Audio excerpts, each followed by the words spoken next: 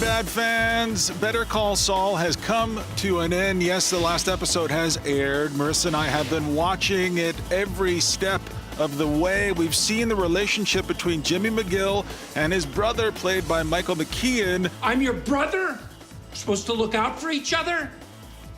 Why were you working against me, Chuck? You're not a real lawyer.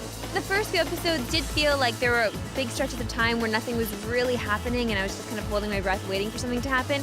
But now it just feels like I've become involved in this guy's life. I really want everything for him. I want everything good for him because he really seems like he is this good-hearted guy. And he's coming into his own here, and this relationship he has with his brother is so interesting. Yeah, I think Bob Odenkirk has really come into his own as an actor, and he's definitely, I can't imagine anybody else playing the character of Saul Goodman. And sort of what happens over the course of the series is nothing surprising, nothing that we didn't know from the outset. This is the story of how Jimmy McGill became Saul Goodman. And I guess some of the feelings or fears that I had at the beginning was, you know, they kind of came true for me. I don't feel like the show ever really lifted off in a profound way, certainly not on the level or dramatic moments the way that Breaking Bad did. And it just seemed like it was treading water for all 10 episodes. I mean, Michael Mando was a huge character in the first couple of episodes, and we're personal friends with him. I know how to find you, James McGill. Understand what I'm saying? So we were rooting for him, and I just kept thinking, well, this is going to be a great character going forward. And then he kind of just gone from the show. And I did read a little bit behind the scenes.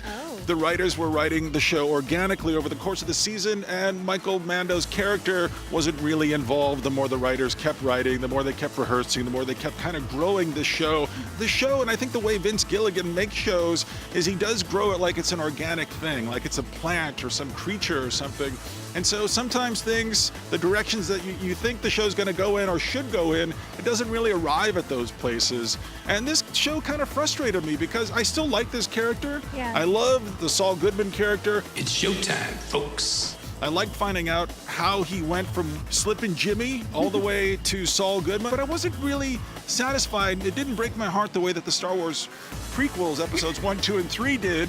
But I don't feel like I really needed this information. Well, that's a ultimately. lot of heartbreak. But you're right, it does take a long time to get where it needs to go. But the thing is the relationships that you're finding throughout the show, because it is taking so long. It's a slow grow. We're sitting there watching our little potted plant come to life, and we're watching little Saul grow into the man that he's supposed to be. And I'm okay with that. I've accepted that now. It's taking a long time. But it's okay because I know that the show still has great writing. There's still something beautiful there that we're watching. There is, but I don't think there's a satisfying TV show, certainly not satisfying in the way that I expected it to be, you know, considering the success of Breaking Bad. I just didn't feel like it had enough high highs or low lows. I just kind of walked away from this feeling like, why did we do this? Why did we go on this journey? You didn't like when he was in the bathroom at the old folks' home writing on the toilet paper? There are lots of nice moments, but they don't add up to enough for my ridiculous standards, I guess. This guy is just living his life. He's trying to make something of himself. And maybe if somebody had a camera on us all day trying to live our lives, super boring. No, right? So it has to make someone's life real and grounded, which it is. Planted in your pot of soil, like you said. It's a TV show, though. It is a TV show. I wanted it to do more than that. Not only is it a TV show, it's from the legacy of Breaking Bad, from the legacy of Vince Gilligan. These guys are incredibly successful. They are so smart. And this show, I don't think, really lifted off, not just for me, but I don't think for fans out there who are fans of Breaking Bad. It's tough. That's fair. People are going to keep watching this. You're going to keep watching this. I'm going to keep watching this for the next season. No, but there's going to be another season, and we're going to watch it. Is there another season? There's going to be, because people like the show. I don't know. We'll see what happens. For me, I feel like I'm out at this point. You're not out. Yeah, I'm out. That's Oh, it. give me a break. You're just in a bad mood today. What are you scoring Better Call Saul? Not in a bad mood today. I'm just being honest and real. I'm going to give it a 7. Thank you for that very honest and real score. I'm giving it an 8.